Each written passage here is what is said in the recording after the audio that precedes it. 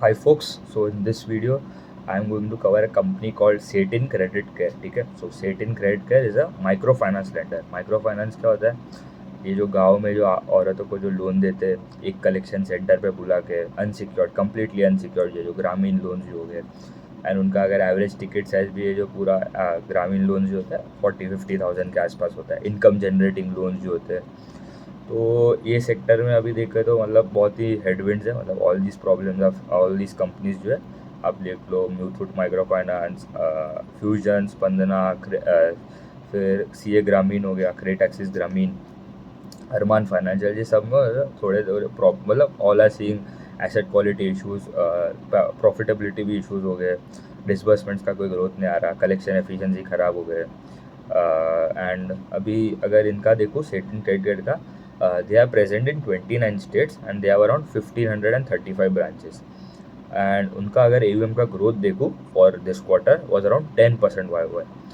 तो मतलब आप बोलोगे 10% मतलब बहुत ही ख़राब नंबर है, क्योंकि मतलब पहले they used to grow around 20-25%, but being in this difficult times they are still able to grow in double digits. That is a big achievement.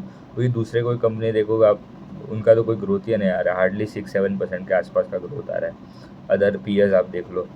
फिर अगर इनका डिसबर्समेंट्स का भी ग्रोथ आया, ठीक है, मतलब ये टाइम पे भी if in this difficult time they are still able to grow the disbursement by 2%. बहुत बड़ा नंबर नहीं है, बट स्टिल सबका मतलब disbursements R D growing 20-30-40%. Profitability is going, मतलब पूरा ख़त्म ही हो गया प्रॉफिट ही नंबर. थोड़े लॉस भी हो गए, फ्यूजन को लॉस हुआ, सेटिन नहीं, फ्यूजन को लॉस हुआ, फिर स्पंदना स्फूर्ति को लॉस हुआ. क्रेडिट एक्सिस ग्रामीण जो मार्केट लीडर है उनको भी लॉस हुआ, बट क्रेडिट एक्सिस ग्रामीण का एक अच्छा है कि उनका मैनेजमेंट का कमेंट्री बहुत अच्छा था by for the coming quarters. तो ये नंबर्स जो हम देख रहे हैं अभी, आपको लगा बहुत ख़राब है, बहुत ख़राब है, but these numbers are a lagging indicator. ठीक है, मतलब अभी हमको देखना है कि आगे जाके कंपनी का क्या हो रहा है. ये सब तो हो गया है, ठीक है, एंड मैनेजमेंट का कमेंट्री मतलब कौन कॉल सुन के आपको मालूम पड़ेगा where is the company headed going ahead. And अगर उनका देखूँ तो पी पॉप का भी ग्रोथ आया अराउंड 26%, तो fairly good numbers compare to other peers देख ले तो. अगर उनका पैड का भी देखूँ तो they are still profitable, around 30 crore के आसपास का पैड रिपोर्ट किया, and they have told that it was a 14th consecutive profitable quarter. ठीक है, तो मतलब फ्यूजन का तो क्वार्टर 1 से ही लॉस आना चालू हुआ है, स्पंदना का क्वार्टर 2 या quarter 1 I don't remember, but उनका क्वार्टर 2 में तो लॉस था ही. फिर अगर उनका एक्स बकेट कलेक्शन एफिशिएंसी देखो, ठीक है, एक्स बकेट कलेक्शन एफिशिएंसी क्या होता है, जो भी आपके जो अच्छे लोन्स है, कलेक्शन एफिशिएंसी पहले समझ लेते हैं क्या होता है. Collection efficiency basically if you are a bank, आपका एक बैंक है एंड आपने सब कैलकुलेशन लगा के you think that this month I will collect around 100 rupees worth of E M I जो आएगा, मतलब 100 रुपीज़ का वैल्यू आएगा ई एम आई सब कस्टमर्स से, but you only got around समझ लो 95 रुपीज़. मतलब कोई कस्टमर ने पे नहीं किया होगा, कोई का कोई दूसरा रीज़न हो गया, भाग गया कोई कस्टमर, उनका तो 95 रुपीज़ आया आपको, तो आपका 100 रुपीज़ टोटल आने चाहिए थे, कितना आया 95. कलेक्शन एफिशिएंसी कितना 95%, बस इतना ही है कलेक्शन एफिशिएंसी देखे तो. एक्स बकेट कलेक्शन एफिशिएंसी क्या होता है बेसिकली, जो भी मतलब अभी ये जो कलेक्शन एफिशिएंसी अभी कैसा होता है, कोई पहले के भी अगर कोई कस्टमर ने पे नहीं किया होगा लोन का अमाउंट, ईएमआई ड्यू डेट से पास हो गया, तो उसने अगर एक क्वार्टर में ज़्यादा पे कर लिया, तो वो कलेक्शन एफिशिएंसी वो इंक्रीज़ होता है, मतलब 100% के ऊपर चला जाता है. बट एक्स बकेट में क्या होता है, वो महीने का स्पेसिफिकली जो भी अच्छे लोन्स है उनके जो ख़राब नहीं हुए, एस एम ए बकेट्स में कोई मतलब प्रॉपर है, कोई डिफ़ॉल्ट अभी तक हुआ नहीं है वहाँ पे, ना कोई डिले हो गया पेमेंट में, तो अगर वो कस्टमर्स का देखो तो दैट वाज 99.8%. तो ये बहुत ही अच्छा नंबर है being in this scenario, in this difficult situation right now. And अगर उनका देखो तो one of the key metric that they look for a company which is turning around, and उन्होंने भी स्पेसिफाई किया कि ये बॉटम आउट हो रहा है ये situation in our segment, they are hoping that this is the bottom. ऐसा बोला नहीं है कम्प्लीटली, बट हाँ these are the early signs of bottoming out of any sector. आप देख लो माइक्रो फाइनेंस का देख लो तो स्पेशली. तो first is that PAR 1 ratio. PAR क्या होता है बेसिकली, पोर्टफोलियो एट रिस्क. उसका मतलब क्या, ये पार हो गया, फिर आपके डीपीडी होता है, days pass due, and SMA होता है, स्पेशल मेंशन अकाउंट, ये तीनों का मतलब सेम ही होता है. पार 1 क्या होता है बेसिकली, ऐसे कस्टमर्स जिसके at least 1 day has been passed from the date of the E M I, but they haven't still paid the E M I. तो फिर से सुन लेना पीछे करके। एक कस्टमर जिसने अभी तक उनका ईएमआई का ड्यू डेट तो पास हो गया है, बट उन्होंने अभी तक पेमेंट नहीं किया। एक दिन पास हो गया, पार 1 मतलब एक दिन पास हो गया, पार 30 मतलब एक महीना पास हो गया है। 30 days have been pass from the date of EMI, but they still haven't paid the interest of that. फिर पार 60 होता है, एंड पार 90 के ऊपर मतलब पार 90 इज बेसिकली जीएनपी हो जाता है। तो पार 1 में उन्होंने इम्प्रूवमेंट देखा, मतलब ऐसे कस्टमर जिसका एटलीस्ट एक दिन पास हो गया है from the date of EMI, वो कम हो रहा है। तो ये क्वार्टर कितना था? 6.4, लास्ट क्वार्टर था 6.8। पार 30, पार 60, पार 90 जो होता है उसमें थोड़ा डिटीरियोरेशन दिखा, क्योंकि वो थोड़ा लैगिंग इंडिकेटर है। जो पहले के जो क्वार्टर्स का होएगा वहाँ का, मतलब अक्टूबर नवंबर का होएगा जो नंबर्स, पार 30 बेसिकली आपका पार 30 में 30 डेज पास हो गए, मतलब अक्टूबर का जो अमाउंट जो होएगा कस्टमर का वो ये बकेट में लाई करेगा। तो that was around 5.7 versus 5.2 quarter on quarter. And अगर पार 60 के नंबर्स देखूँ तो that was 4.9 versus 4.3 quarter on quarter. PAR 90 जो जीएनपी है that stand at 3.9 versus 3.5 quarter on quarter. तो पार 1 में उनको इम्प्रूवमेंट नजर आया, तो that is very good. And अगर एनएनपीए देखूँ तो that stand at 1.5 versus 1.4 quarter on quarter. ये सिचुएशन में to have an NNP of around 1.5 and GNP of around 3.9, it is very very good compare to other companies. आप देख लो ये जो one of the small finance bank as well, ESAF small finance bank करके गया, उनका तो मतलब बहुत ख़राब हो गया being a small finance bank. तो मतलब that was the worst bank present, अभी भी है, वर्स्ट ही है। फिर अगर उनका गाइडेंस भी देखो फॉर FY25, ठीक है, तो पहले they told that they will grow by 20% के आसपास स्टार्टिंग ऑफ द क्वार्टर में Q1 में। फिर Q2 में आके प्रॉब्लम स्टिल एग्जिस्टेड, तो क्वार्टर 2 में आके दे रिवाइज द गाइडेंस डाउनवर्ड्स। क्या बोला द गाइडेंस में? AUM का ग्रोथ आएगा 8 to 10%। क्रेडिट कॉस्ट जो होगा उनका, जो प्रोविजन उनका जो करना पड़ता है डिवाइडेड आपका जो टोटल एसेट्स जो होते हैं, तो दैट वाज अराउंड 5% के आसपास का गाइडेंस वहाँ पे दिया। And this quarter as well they have remained intact with the guidance. मतलब दूसरे सब company like Muthoot micro finance उन्होंने गाइडेंस कम कर दिया फॉर FY25। फिर सीए ग्रामीण जो मार्केट लीडर है उन्होंने भी FY25 के लिए कम किया, बट FY26 का मतलब उन्होंने क्लियर पिक्चर भी दिया, प्रिलिमिनरी गाइडेंस। तो उनका तो अच्छा था कॉन कॉल, बट मुथूट ने तो डाउनवर्ड रिवाइज किया है। दूसरे का तो देखना पड़ेगा, I have not still read the con call. तो दो तीन कंपनी का मैंने देखा, तो इनका they still have given the guidance 8 to 10, मतलब इंटैक्ट है, कोई चेंज नहीं किया है जो लास्ट क्वार्टर दिया था, तो ये अच्छा है। फिर अगर इनका लोन बुक का भी मिक्स देखो तो मतलब ये 88% इनका बुक जो आता है वो माइक्रो फाइनेंस वाला सेगमेंट से आता है। मतलब ये जो जॉइंट लेंडिंग ग्रुप में जो इनकम जनरेटिंग लोन्स जो होते हैं गाँव के औरतों को, मतलब एक सेंटर पे बुला के एक दूसरे के सामने लोन्स देते हैं, तो दैट कॉन्ट्रीब्यूट टू अराउंड 88% हो रही है। फिर दूसरा एक है MSME वाला सेगमेंट, जो मतलब बिजनेस लोन जो होते हैं, सिक्योर्ड MSME है ये। जो दूसरा जो MSME वाला सिक्योर्ड है that is 5% contribution in the EM, and जो रिमेनिंग जो दूसरा जो 7% वो हाउसिंग फाइनेंस वाला, मतलब होम लोन वाला सेगमेंट है, तो that is also secured, that is 7%। तो ये जो 88% माइक्रो फाइनेंस, 12% सिक्योर्ड वाला segment which is MSME and affordable housing. फिर अगर उनका यील्ड देखो तो yield is the rate at which they lend to the customer. तो yield was around 23.04 versus 22.42 quarter and quarter, मतलब यील्ड इंप्रूव हुआ है। यील्ड मतलब रेट एट विच आप लेंड करते हो कस्टमर्स को, एंड कॉस्ट ऑफ बोरिंग होता है the rate at which customer will borrow money, you lend, मतलब आपको बोरो करना पड़ रहा है from other banks and other NBFC, मतलब Satin will borrow money from other banks other NBFCs। तो वो दैट वाज अराउंड 8.97 वर्सेस 9.08। तो इसका मतलब क्या, यील्ड इनका इंक्रीज हुआ है, मतलब the rate at which they are lending वो इंक्रीज हुआ, and the cost of borrowing the rate at which Satin will borrow money, तो वो डिक्रीज हुआ। तो मतलब क्या, मार्जिन जो बीच में आता है आपका स्प्रेड, तो वो इम्प्रूव हुआ, ठीक है। तो that became around 14.06 versus 13.35। In this difficult situation I have hardly seen any company till now जिसका मार्जिन, मतलब जो निम्स है वो इम्प्रूव हो रहा है, ठीक है, स्प्रेड जो बोलते हैं।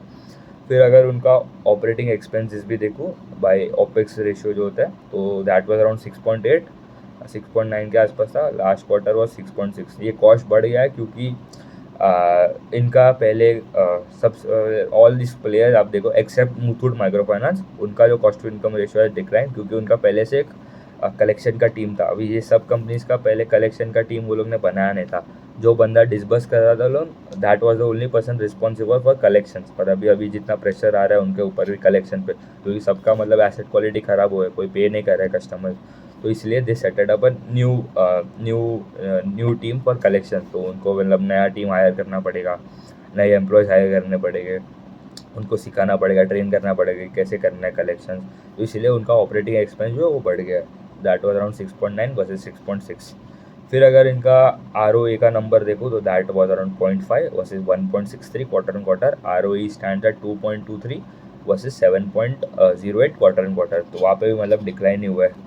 फिर अगर कॉस्ट टू इनकम रेशियो जो हम देखते हैं that stand eight 49%, last quarter भी 49% ही था।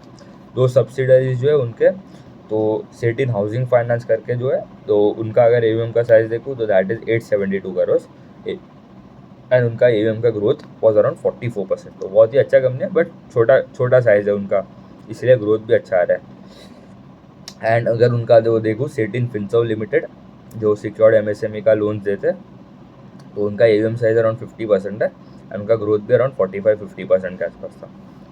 तो ये दोनों segment are performing very well and they can continue एंड उन्होंने बोला है कि ये जो दो सेगमेंट है they will continue to grow for us. ये सिक्योर्ड वाला सेगमेंट है क्योंकि उनका बेस भी छोटा है, तो वहाँ पे उनको कुछ ज़्यादा प्रॉब्लम नहीं होगी फॉर ग्रोथ। एंड दूसरा जो साइन दिया है फॉर इम्प्रूवमेंट, एक साइन तो था कि PAR 1 रेशियो का डिक्लाइन होना, ठीक है, तो that was a good sign. दूसरा जो था फ्रेश PAR इनफ्लोज, मतलब अभी क्या ये जो क्वार्टर में नए नए कस्टमर्स जो डिफ़ॉल्ट हो रहे हैं या मतलब जो टाइम पे पेमेंट नहीं कर रहे, the number of customers compare आप देख लो तो that are decreasing from last quarter, तो दैट वाज अराउंड 1.61% था नेट फ्रेश पार का इनफ्लो वर्सेस इन अक्टूबर में 1.61 था एंड ये जनवरी 2025 में इट वाज जस्ट 0.5%। तो मतलब फ्लो तो हो रहे हैं, मतलब कस्टमर्स डिफ़ॉल्ट तो हो रहे हैं, मतलब SMA जो बकेट्स होते हैं उसमें मतलब पार इन्फ्लोज आ रहे हैं, मतलब डिफ़ॉल्ट तो हो रहा है, but the rate at which they were defaulting before वो रेट कम हो रहा है, तो दैट इज़ बेटर। ये दूसरा था सेगमेंट, दूसरा जो पॉइंट था जो इम्प्रूवमेंट का साइन ऑफ इम्प्रूवमेंट है। फिर दे हैव कर्नाटका में भी, मतलब जो अभी रिसेंटली क्या हो गया कर्नाटका में, उनका कर्नाटका में basically the number of suicide cases were increasing because of this harassment of micro finance. ये जो भी प्लेयर्स है, जो कस्टमर्स, जो एम्प्लॉयज़ हो गए, जो मतलब देवर प्रेशराइजिंग द कस्टमर्स टू पे द EMIs। तो वहाँ के गवर्नमेंट ने क्या किया कि एक बिल पास किया है, उसमें बोला है कि कोई भी ऐसा हैरेस नहीं कर सकता है कोई भी मतलब कस्टमर्स को। तो अभी माइक्रो फाइनेंस, अभी उनको तो मतलब वहाँ पे प्रॉब्लम हो जाएगा कि भाई अभी पहले से प्रॉब्लम है सबका, PS का, ऑल द कंपनीज, एंड ऊपर से अभी और एक रूल आ गया उनके ऊपर। तो उन्होंने क्या किया, वहाँ पे डिसबर्स करना ही बंद कर दिया, मतलब अभी कोई नया लोन वहाँ पे दे ही नहीं रहा है कर्नाटका में। मुथूट का एक्चुअली वहाँ पे ज़्यादा प्रेजेंस है, बट उनका ठीक है, मतलब कर्नाटका में दे हैव द कॉम्पिटिटर, ये सेटिन ने मतलब वहाँ पे बंद कर दिया डिसबर्स करना। तो due to the ordinance bill, मतलब इसलिए वहाँ पे दे कर्नाटका में स्टॉप कर दिया एंड इसलिए उनका अगर आगे एंड ऑल्सो द MFIN जो है माइक्रो फाइनेंस इंस्टीट्यूशन नेटवर्क, उन्होंने भी मतलब गार्ड रेल्स और स्ट्रिक्ट कर दिया। तो पहले इन Q2 में ही बनाए थे गार्ड रेल्स, क्या रूल्स बनाए थे कि एक customer can not borrow money of from more than 4 lenders and जो अमाउंट जो बोरो करेगा जो 4 लेंडर्स से it should be less than और equal to 2 lakh rupees. And आगे जाके अप्रैल में, coming April, they have also told that April में बोला है कि अभी जो 4 लेंडर का जो रूल था वो हम कट कर रहे हैं, तो 3 लेंडर्स मतलब और स्ट्रिक्ट हो रहे हैं। तो अभी आगे जाके उनका अभी रिजेक्शन रेट्स भी बढ़ गए, ठीक है, मतलब क्योंकि अगर 3 अगर कस्टमर पहले से मतलब किधर से लोन लेके आया, ठीक है, पहले तो रूल नहीं था ना ऐसा, तो पहले तो 4 अलाउड था, बट अभी आगे जाके अगर डेटा में भी हम डालेंगे, फीड करेंगे जो भी उनका, तो रिजेक्शन रेट भी बढ़ जाता है। तो अभी अराउंड 60% है and they are telling that it could increase to 70% के आसपास। एंड उनको पूछा कि आप अभी आपका सिचुएशन तो इम्प्रूव हो रहा है, आप 10% से भी ग्रो कर रहे हो, ठीक है, मतलब ग्रोथ उतना भी अच्छा नहीं है, but it is better compare to others. तो आपको क्या लग रहा है कि डिसबर्समेंट आप आगे जाके बढ़ाने वाले हो कि नहीं इन द कमिंग क्वार्टर? तो उन्होंने बोला नहीं, हम बढ़ाने नहीं वाले। तो ये थोड़ा कंजर्वेटिव प्ले कर रहे हैं ये लोग एंड उन्होंने बोला है कि वी विल फोकस आगे जाके मतलब करेंगे ग्रोथ पे, मतलब प्रॉब्लम तो नहीं, क्योंकि द रेट एट विच मतलब आप बोलो कि आप मैं लोन दे रहा हूँ, आप मतलब पूरा लाइन लग जाएगा, ठीक है, तो मतलब वो रिकवर करना मतलब that is the main problem उनके लिए। तो they are still focusing on the PAR ratios instead of the disbursements and they are told that will not increase the disbursement in Q4। तो Q3 में जितना disbursements किया वही same amount they will disburse in Q4 as well, उन्होंने ऐसा बोला।